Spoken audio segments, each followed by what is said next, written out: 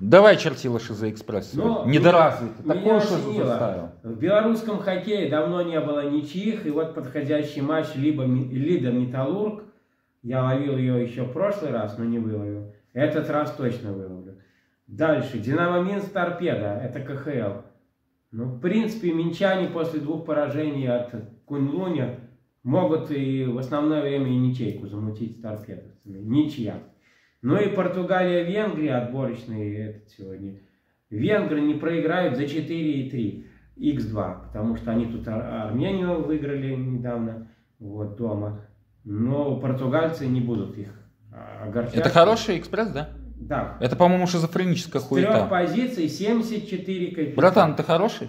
Ну, видишь, коэффициент хороший. Ну как, с одной стороны это рискованный, авантюрный и безрассудный. Но с другой стороны, а вдруг? Угу.